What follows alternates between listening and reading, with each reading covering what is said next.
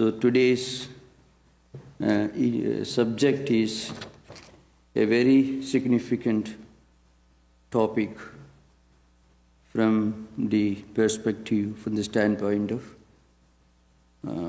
Indian philosophy, world philosophy, and so world religious traditions.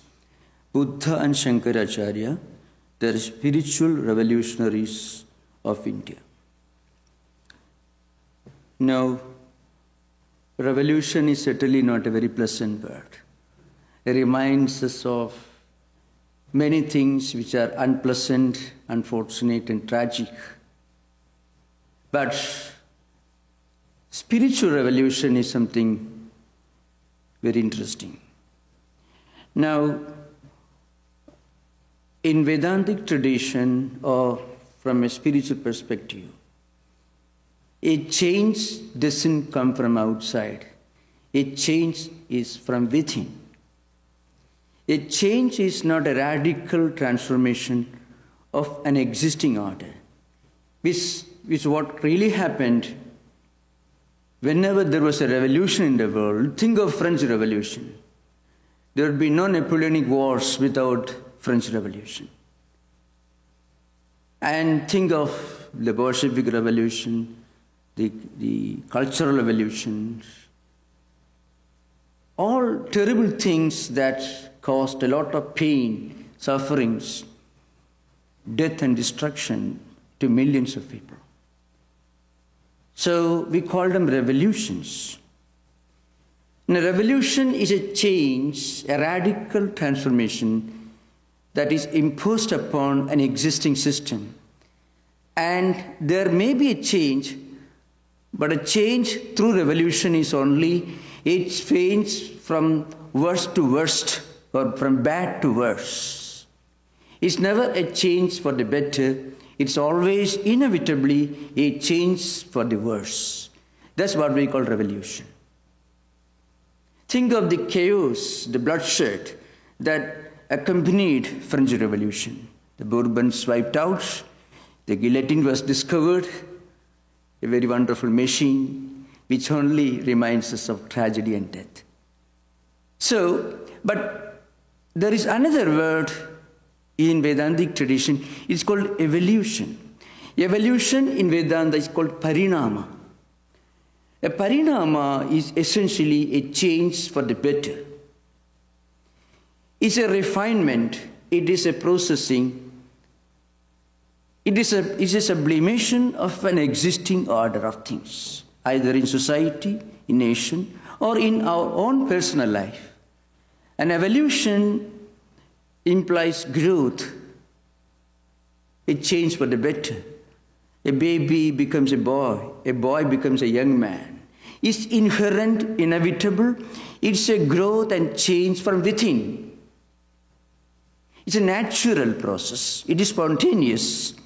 It is not brought upon something by an external force. There is no compulsion involved in evolution. So, what I meant by the word revolution in this particular context was really evolution, that is growth. Now, straight away, I shall try to explain this in the context of Shankara and Buddha. Now, let us take Buddha first of all. Now, who was Buddha? Think of the age in which Buddha was born. Buddha was born roughly in 580, one of the more commonly accepted dates, popular among the historians, and from the standpoint of recorded history. 580 to 460. Sorry, I think for a 560 to 400, he lived for 80 years, so to count backward. That is 580 to 460, something like that. Now, coming to Buddha's times, Buddha lived in a very difficult time in Indian context. So, in India's spiritual tradition and India's philosophical evolution, there are four important phases.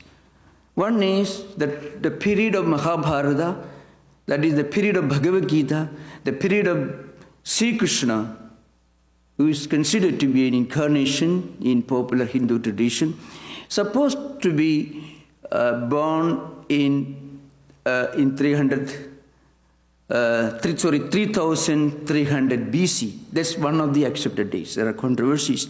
But anyway, Mahabharata war took place somewhere in 3300s, between 3300 and 3400. That's the most historically accepted date of Mahabharata war, BC, before Christ.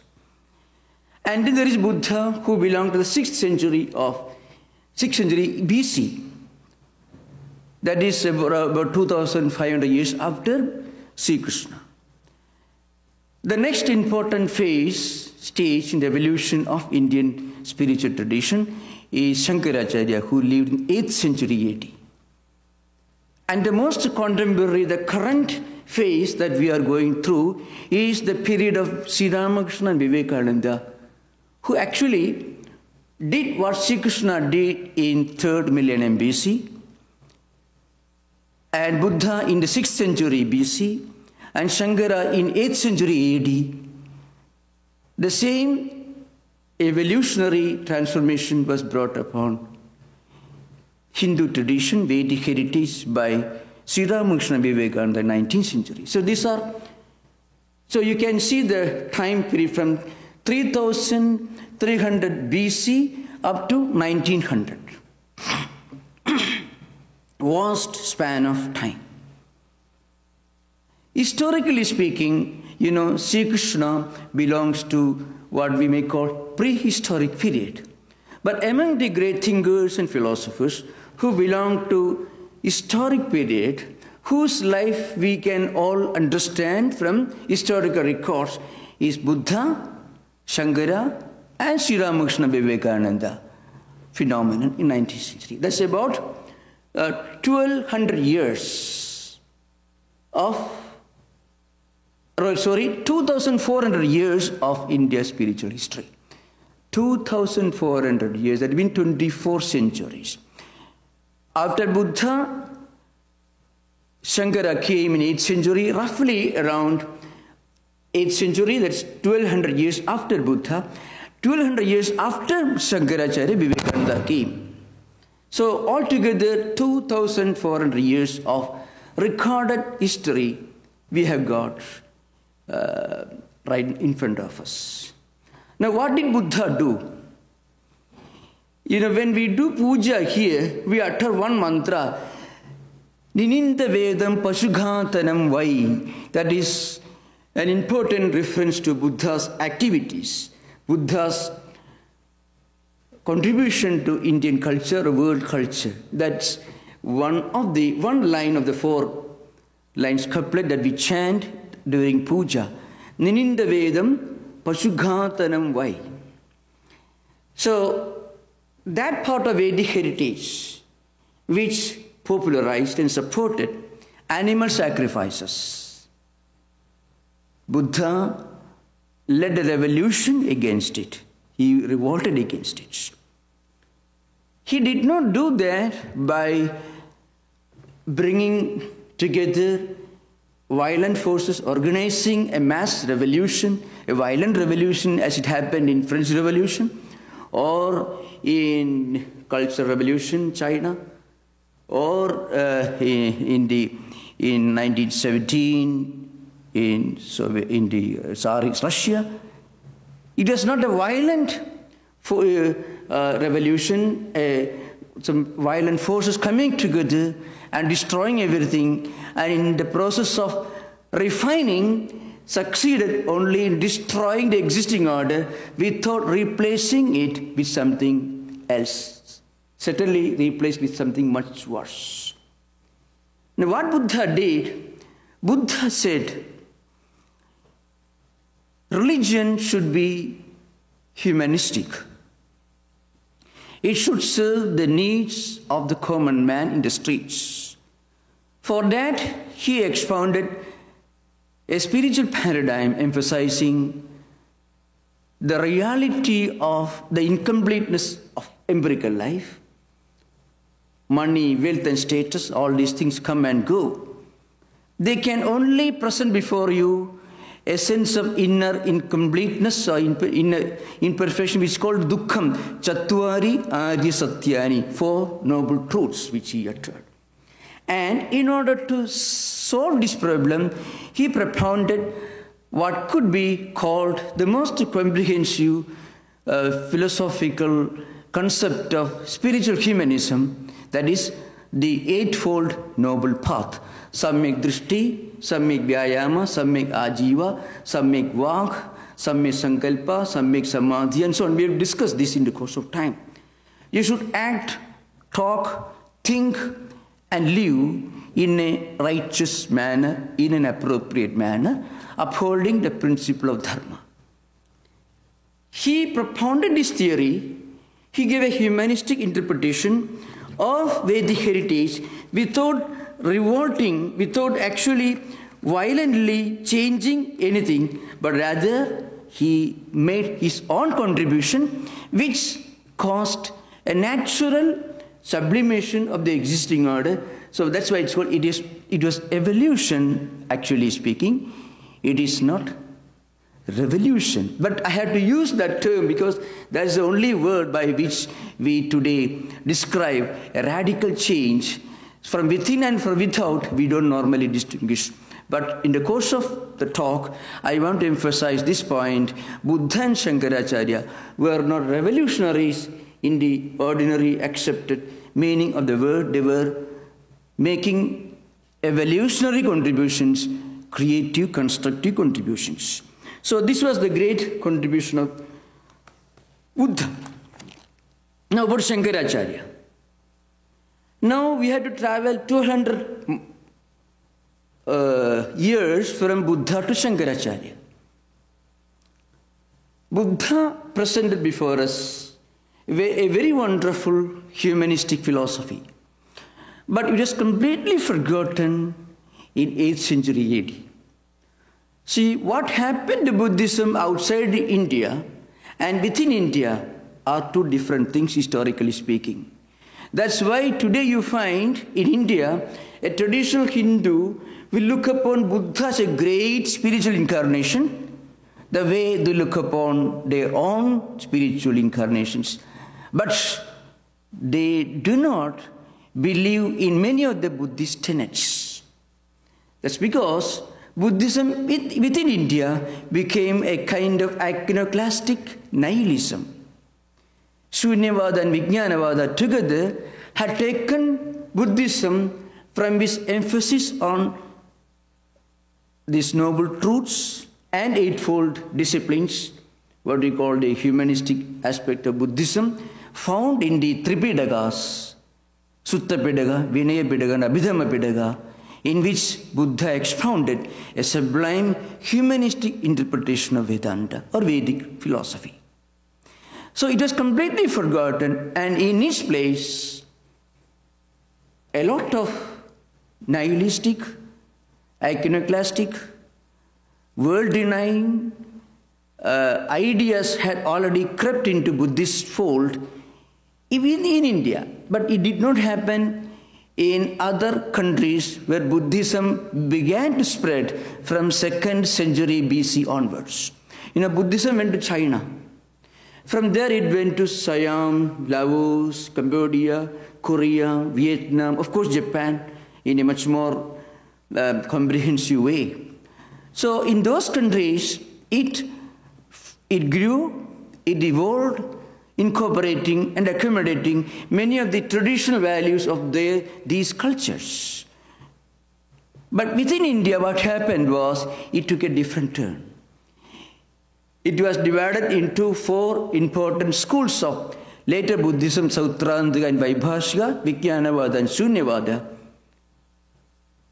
2 of them belonging to Hinayana school and 2 of them belong to Mahayana school.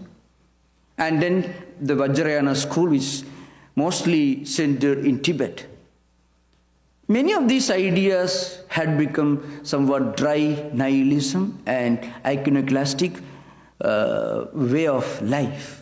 So Shankara came in 8th century. He did not reject Buddhism. he took all the humanistic elements from Buddhism. So perhaps many of you may not be fully aware of this fact. The way we do puja today, the way we install a temple today, Pradishta, the mantras we chant, the forms of worship that we practice within the Ramakrishna order. You may have heard of षोडशोपचार puja, 16 elements. Panchopachara, 5 elements. Dashopachara, 10 elements. All these come from Shankaracharya's teachings. He wrote a well-known devotional poem, Chatusashti Upachara Puja Stotra. It is a long poem in Sanskrit, which narrate and explain and illustrate the most comprehensive way of worship involving no less than 64 upacharas, 64 forms of worship. Ushasi Magada Mangala Jadidi, Jadidi Jagrudi Jagrudi. O Mother, so the all-pervading divine energy, the omnipresent divine energy, is invoked to be present on the image or on the photo or in the whatever it is, the pratika, the symbol in front of you. So you need a focus, you need a point for concentration, for focusing your mind. For that, there is an image. An image is not God.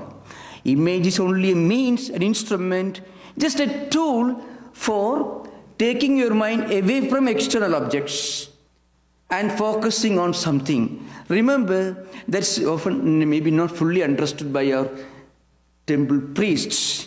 But the fact is, an image is not God, not goddess. See, when you have a photo of Lakshmi, Saraswati, Shiva, Vishnu, whatever it is, don't think that image is God. That would be very ridiculous. The image is only a focus that you need to eventually focus on the imageless, the formless God. You need a form. See, your mind is being dragged into all kinds of external objects. That mind should be withdrawn within, drawn inward. Mind will not listen to you. Come inside. You won't come. But you need an instrument. So you have a picture, you have a symbol, and which you consider to be, in a way, not perfectly, but approximately, which represents some of the attributes we normally give to the divine reality, and you focus on it. And eventually you should be able to realize the presence of this omnipresent divine energy within your own self. It is called, from Sarvandaryamitvat, that is Andaryamitum. Shankaracharya mentions an important point in the Brahma Sutra. Sarvandarya, you see, from all omnipresence to immanence. First, you think of God as being present everywhere. Eventually, you should be able to realize His presence within your own self and within everything in the world. Such kind of spiritual humanism. For that, he elaborated these 64 types of worship. And he's the one who actually behind most of the most famous Hindu temples in India today. All the way from Badrinath right up to southern corner, from Kashmir to the southern corner, you find Shankaracharya's footsteps. You know, Shankaracharya, his birthplace is called Kaladi. In the vernacular, it means your foot, that means feet. So, actually, his footmark could be found all over India. He traveled all over Indian subcontinent 4 times. Okay, now coming to another aspect. He is the one who actually gave shape to the monastic order of which we are a part. He founded 10 monastic orders, of which, you know, this Chinmayananda, Shivananda Saraswati, the great Swami who popularized yoga, he belonged to one of the monastic orders founded by Shankaracharya called Saraswati. And we belong to a monastic order founded by Shankaracharya, called Puri. So practically, there is nothing we have in India or within Hinduism which doesn't really come from Shankaracharya. And you know how he did this? He did not one day call all people together, let us fight against the existing order. He didn't do that. What he did, he made his own contribution. He refined it. He sublimated it. He caused it to evolve. He did not change it. He caused it to grow. So growth and change are two important things. We should remember that very well. Growth and change. Growth implies evolution. Change implies change very often imposed upon an existing order, which may lead to tragic consequences.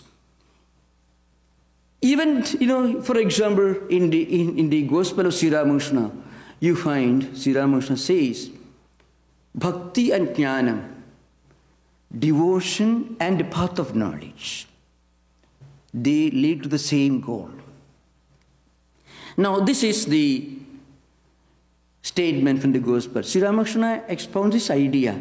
At the experience level, the highest devotee who worships in a temple or a church or a synagogue, any place of worship, and the highest philosopher who concentrates on the all-pervading, formless, attributeless reality, both mean the same.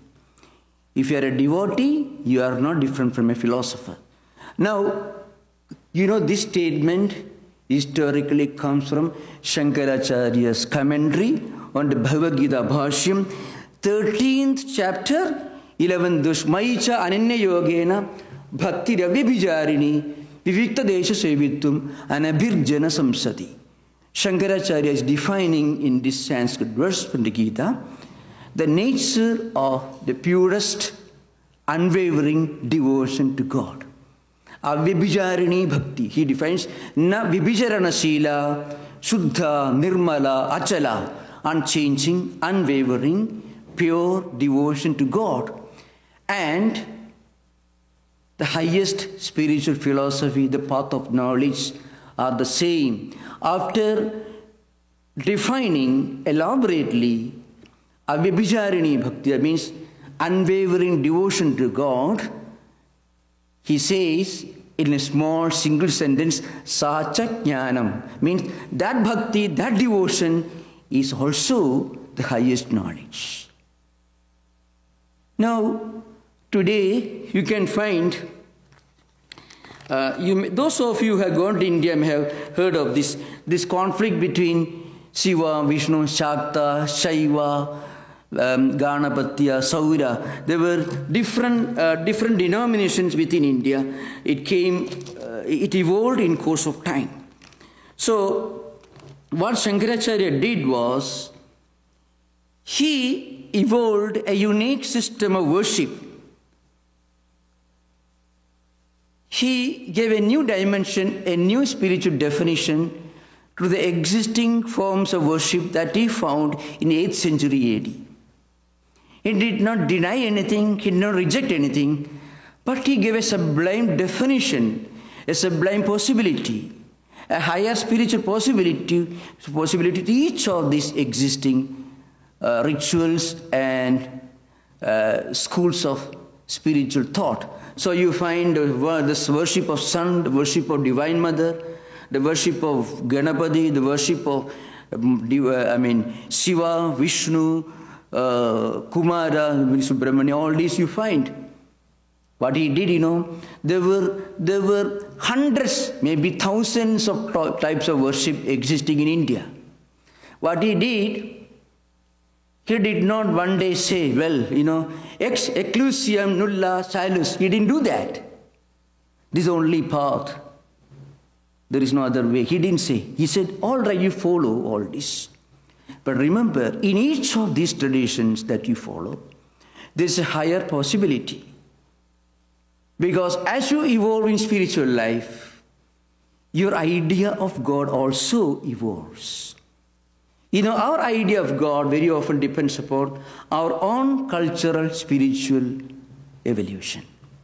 At the beginning, we may think, my God sits in my temple.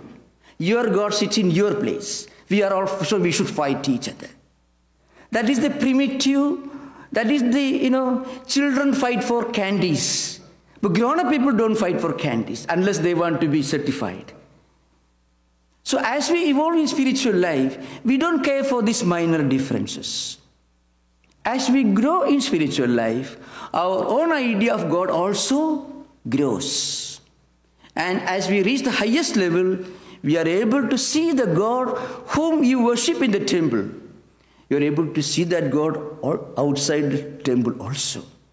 Those who believe that God exists only in the place of worship alone, and those 2 hours you spend in a place of worship is spiritual, the other 22 hours you spend outside the place of worship is secular. They are only kindergarten students in spiritual life. As we evolve in spiritual life, you should be able to see the presence of God in everyone, in everything. So the idea that secular is different from spiritual was rejected by Shankaracharya. He says the secular also has got a spiritual dimension. So he was the one who gave us a complete religio-philosophical system. So that's why I mentioned, as I mentioned earlier, he founded the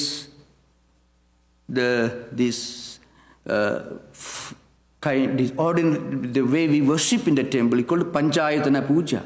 5 deities, Aditya, Ambika, Vishnu, Ganapati, Shiva, and so on. And he's called Shanmata Sthapaka Acharya, Shiva, Vishnu, all these different deities.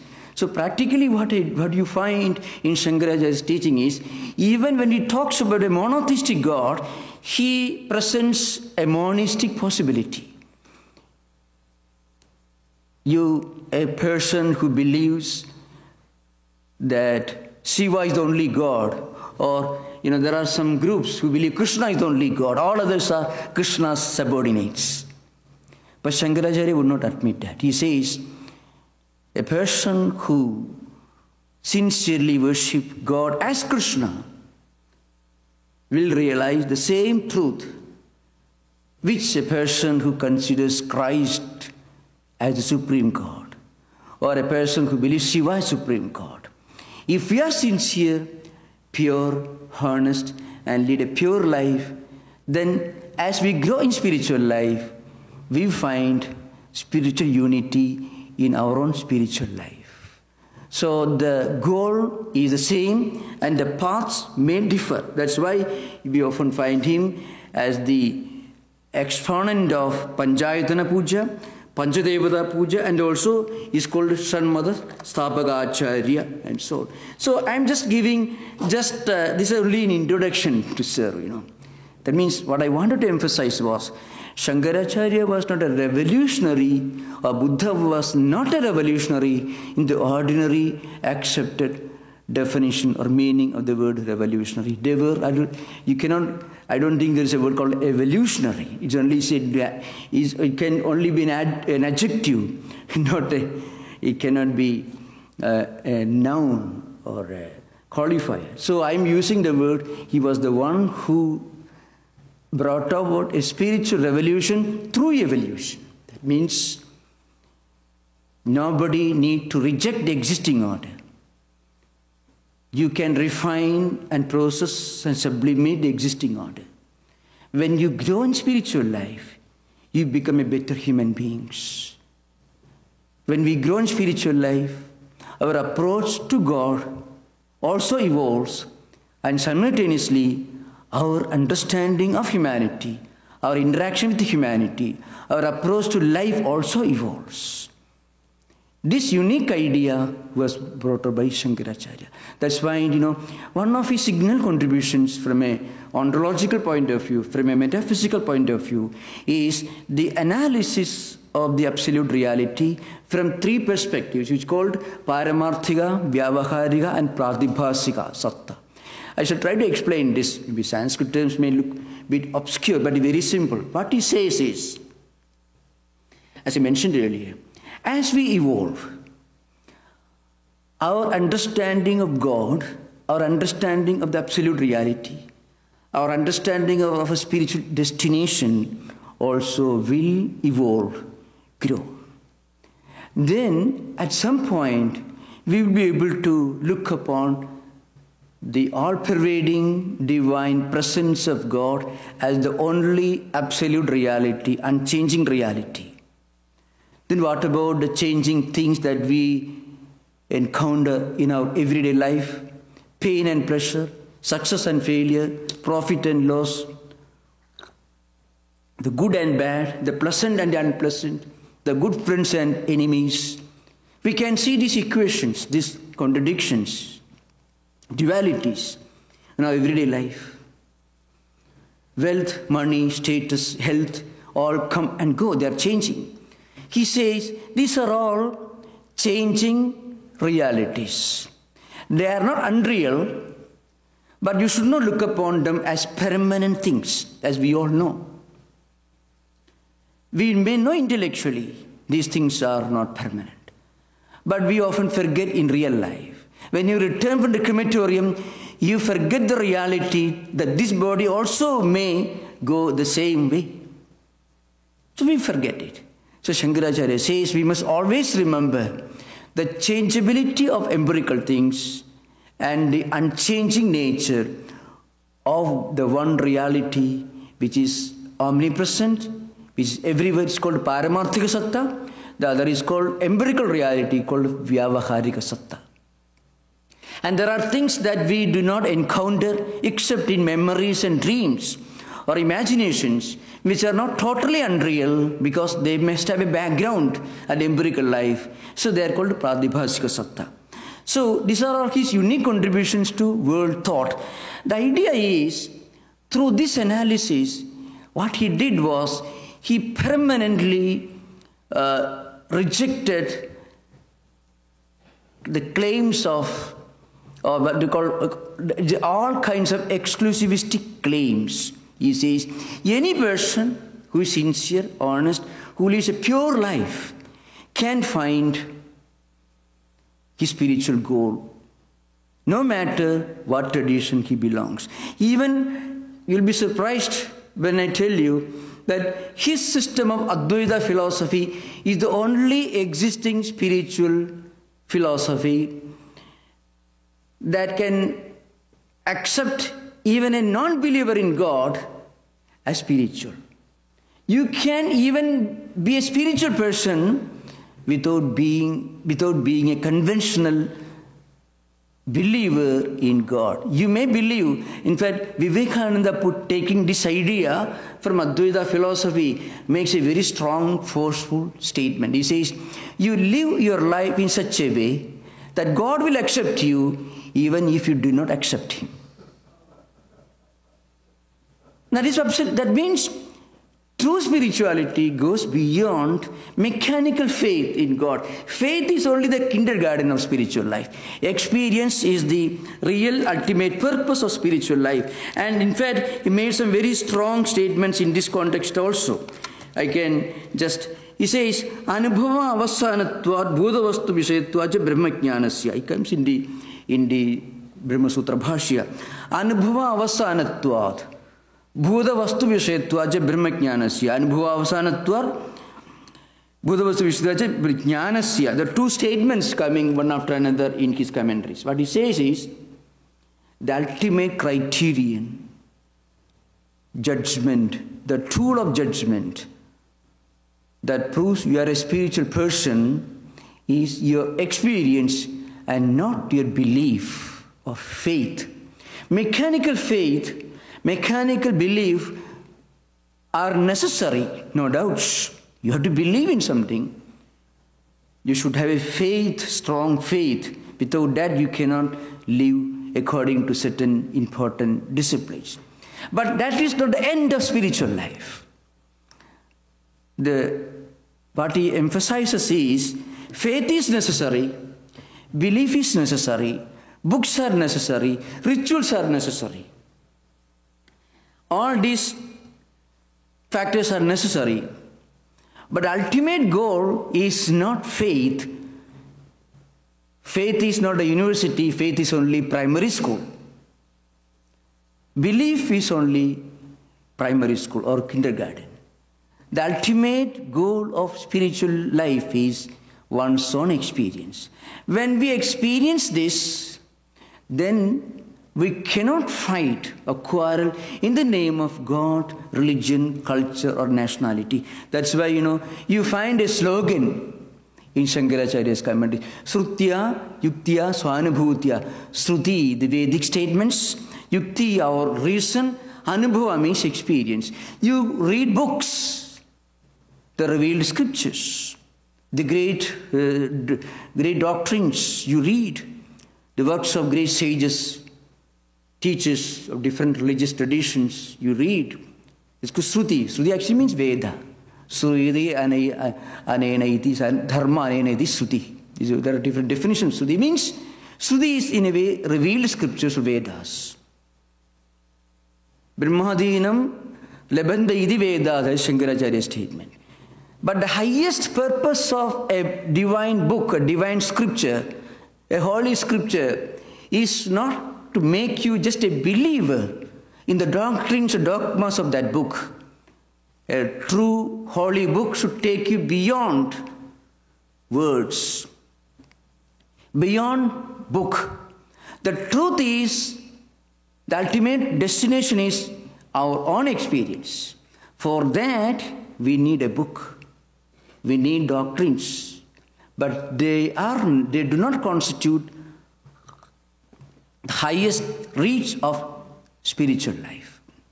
That's why, Sruti, scriptures, read them. Then Yukti, he says, and that's something very revolutionary. He tells you should use your reason. That's something very interesting. The extent to which Shankaracharya carried his rational thinking, his spiritual revolutionary idea, becomes obvious when you read his books and he tells you, do not believe blindly all the words you read in books. He says yuktya means by reasoning. You should use your own intelligence. Experience may go beyond reasoning, but experience should not contradict reasoning. You should remember this very well. Spiritual experience goes beyond, transcends reasoning. But spiritual experience should not contradict reasoning. Transcending is one thing, contradiction is another thing. There are many things that we experience. We cannot rationally explain. Reason fails to explain many things that we know to be true in our own experience. Reason cannot give a full explanation to many of the higher spiritual experiences that we experience. So we should say those experiences are real, but reason is an inadequate tool to explain that, which means experiences go beyond reasoning. That's why read books, then use yukti, means reasoning, then swanubhutya, one's own inner experience. So that was his slogan. That means faith, mechanical doctrines and dogmatism have no place in Vedanta. And what about his ethics, his humanism? There is a lingering criticism against Advaita. And I have come across this criticism even in books from which we do not normally expect that. That's the problem of understanding Shankara's ethical philosophy. The greatest Christian theologian who approximately comes close to Shankaracharya was Meister Eckhart, who lived in 13th century Germany. He wrote his books in Old German. And during the last 200 years, there was an attempt to revive his philosophy. He was such a great thinker And if you read Rudolf Otto's interpretation of Eckhartian theology, he was a great theologian. So also Otto was a theologian, a German theologian. If you read Eckhart's ideas, you may be struck by the similarity, and you may even believe that Eckhart was influenced by Advaita. But there is no chance to believe in that, because there was a gap of nearly 500 years between Shankara and Eckhart. Eckhart came almost 500 years after Shankaracharya. So there is always a problem in understanding Advaita. If God is present everywhere and is present in us, then what's the place of ethics and morality in Vedanta? It's a big question. Now, I have come across some very intriguing statements even in Rudolf Otto, where he himself is not able to fully understand the ethical philosophy of Advaita Acharya, because that's always a problem. It's not deliberate. Unless you read these great books from a traditional teacher, and if you read only from translations, you will be terribly misled. That could happen to me if I read just the translations of Kant, who was not a theologian, was a philosopher, or Eckhart, who was a theologian. I may not fully understand, or I may not understand as well as I could understand if I read the original works. This is much more true for students of Vedanta. I'm not just pouring cold water among people who are trying to make sense of Advaita. What I mean to say, if there is a difficulty in understanding, it's only the difficulty of language, not of the contents. See, Shankaracharya in his commentary on one very well-known verse in the Mandukya Karika, Sosiddhanta Vyavasthasu Dvaitino Nischita Dridham Parasparam Viruddhyanti Taihi Ayam Na Viruddhyate. This is from Gaudapada's Karika, which he wrote, is a commentary in metrical form in verses on one of the Upanishads called Mandukya Upanishad. The meaning is this: those who are not Advaitins, those who do not believe in non-dualism, they fight among themselves because they think my God is only right God. Your God is not God. This was true in India also. There were a lot of quarrels, not violent physical fights, but polemical confrontations, dialectical confrontations, philosophical debates between Shaivas, Shaktas, Vaishnavas, and so on in India for centuries. Debates, long discussions. So those who follow Shiva will tell you Shiva is the only God. And those who follow Krishna will tell you Krishna is the only God. More like our own times. But they never resorted to physical confrontations, mostly intellectual debates. That's a saving factor, of course. Now, Shankaracharya, referring to them, tells you, those who believe that their path alone is the only path, that is, those who do not accept the reality that one supreme truth is the ultimate destination of our spiritual journey, such people believe that their path is only path, their goal is only goal. They fight among themselves. Then he says, in his commentary on this particular verse, he says, but we Advaitins have no quarrel with them. Because if they follow their own path sincerely and practice and they reach the experience dimension of their own path, they will have no quarrel.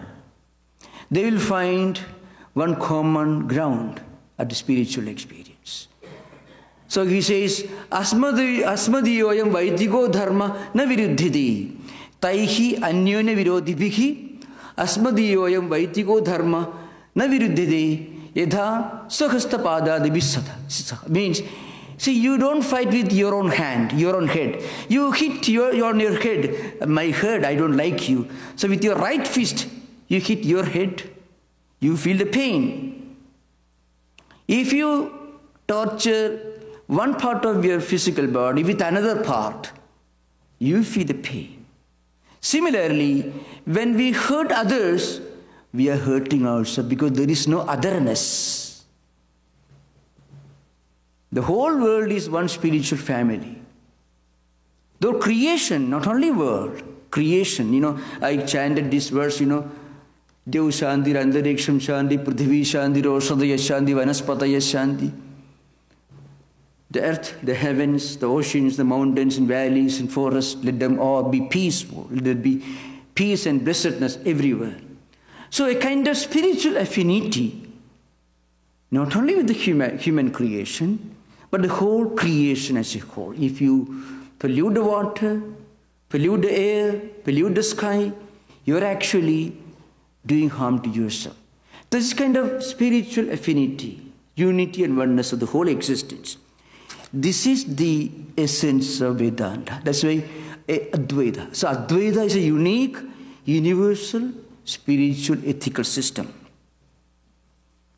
And another very interesting, of course, just incidentally, when I refer to the greatest figure in Christian theology, he was an Advaitin, really speaking. He was Meister Eckhart, I mentioned just now. He was buried, he was forgotten for centuries. Then another German thinker, 19th century, Rudolf Otto, who is well known as the author of Mysticism, East and West. He made a great contribution, the revival of Eckhartian theology, which is now, of course, very popular, partly because of the popularity of Advaita, thanks to Swami Vivekananda's advent in the modern Western world. So after he spread this Advaita philosophy, theologians in other religious traditions also discovered the value of Advaitic, non-dualistic teachings in their own traditions. Now, of course, you remember it started before Vivekananda. Even Schopenhauer happened to read the Latin translations of the Upanishads, translated by Duperon. And later, of course, I'm not going to that part of the story because there's not enough time. So what I want to tell you is there's a striking similarity between Eckhartian approach to the absolute reality and Shankaracharya's approach to absolute reality. Now, there is a verse in the Mandukya Upanishad. Those of you who want to read, you can get the book from our book. 7th verse. 7th mantra of Mandukya Upanishad, which has got 12 mantras. The 7th mantra tries to explain the reality by explaining what it is not. It is technically called via negativa or negative theology in Christian tradition. And Meister Eckhart was the greatest exponent of this concept. That is, trying to explain the absolute reality because it is beyond words, beyond description, beyond definition, beyond explanation. So all that you can do while explaining what is beyond explanation is you have to explain what it is not, and what is left out is the absolute reality. Describing something by saying what it is not. It's called via negativa or negative theology. Now, there is a verse, Nanta prakyam, the bhir prakyam, ubhayada prakyam, na prakyanahanam, na prakyam, na prakyam, etc. It is not inwardly cognitive, it is not outwardly cognitive, it is not both, and it continues. The indescribability of the absolute reality is demonstrated by exhausting all possible explanations, thereby implying that it is beyond explanation. Now, this was a unique contribution of Meister Eckhart to Christian theology.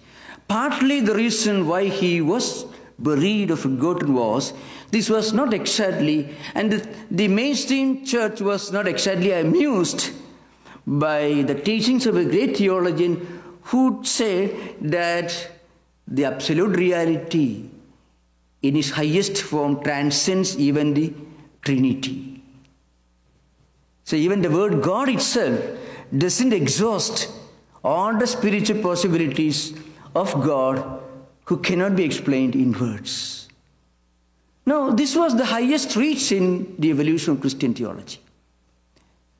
You can see these striking parallels in Vedanta and Advaita Vedanta and Christian theology. Now see, in fact, this is actually the first important statement of Vaya Negativa comes in Rigveda Samhita 10th Mandala.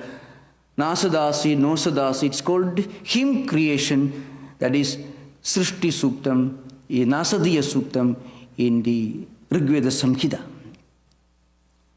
So, on the one hand, it takes you to the highest peak of philosophical, metaphysical speculation. On the other hand, it provides before you, presents before you, a universal, a comprehensive ethical philosophy which tells you you should not do harm to another person.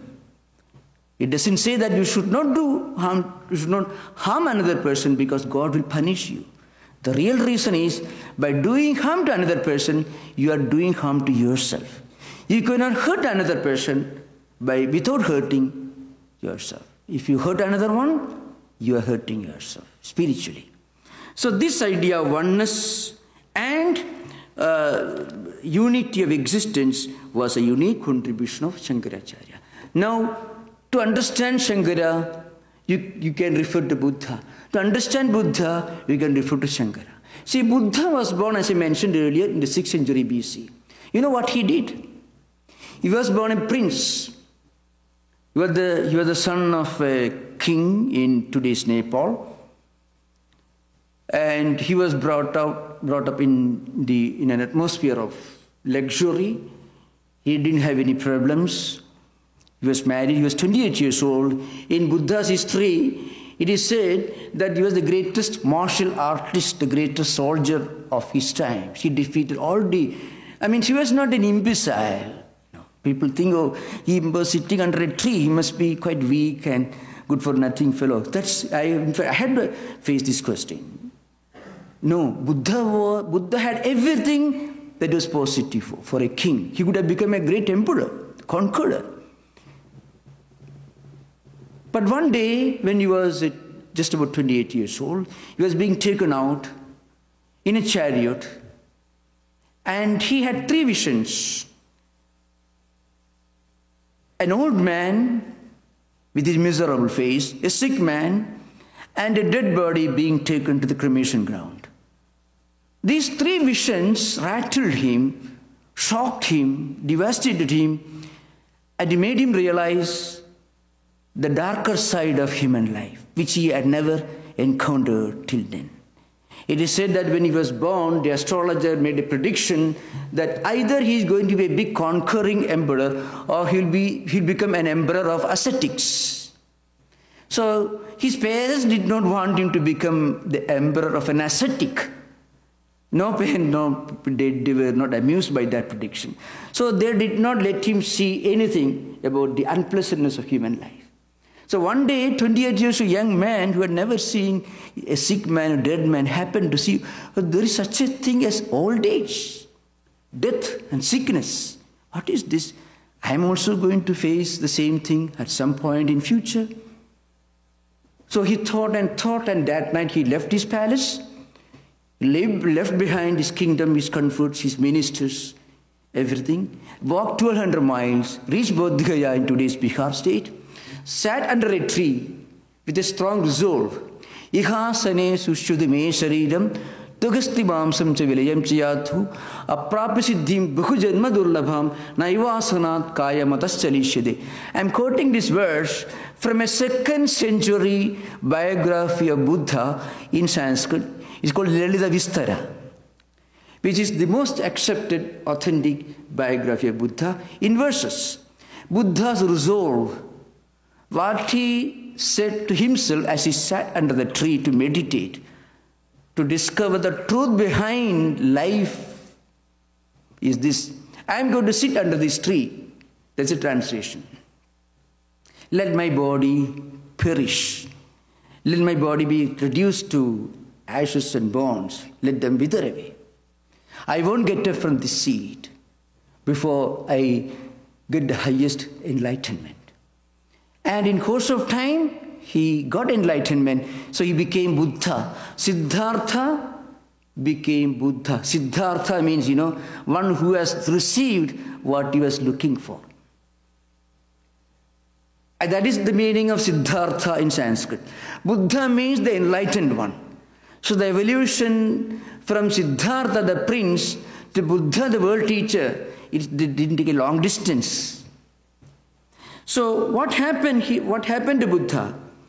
He found the religious rituals, the practices that were going on in the name of religion in his time, in 6th century, very, very diabolical, very, very revolting, very outrageous. The whole story and the nature of the type of spiritual revolution that he represented could be sensed by this interesting narrative that you find in Buddha's own biography. At that time, Bimbisara was the king, the emperor of Magadha. At that time, Magadha Empire practically extended all the way from Sri Lanka right up to Samarkand, from south to north, and all the way from Burma to Afghanistan. That is a huge land area. That is the empire of Magadhas. So it extended right up to the border of today's Iran or Persia. It's a huge land geographical area. So R.C. Majumdar has written a well-known book in which he has given a graphic presentation of the Magadha Empire, the time of Kanishka, and before that, of course, the early days of Bimbisara dynasty. So anyway, I'm going to those details. So the point is, one day Buddha was walking and he wanted to go, he was walking as a wanderer. He had already become a world famous teacher of that locality. So he found a cowherd was driving a large number of sheep to the king's palace. The king was holding a big ritual. Very often rituals involving animal sacrifices, which actually Vedas do not sanction, but it was a revolting deviation from the central teachings of the Vedas. So Buddha found a small little lamb was limping. So he asked the permission of the cow of the shepherd. Would you permit me to hold this lamb? Where are you going? He said, I'm going to the emperor's court for the big ritual involving animal sacrifices. Buddha sought this shepherd's permission, who perhaps did not know who Buddha was.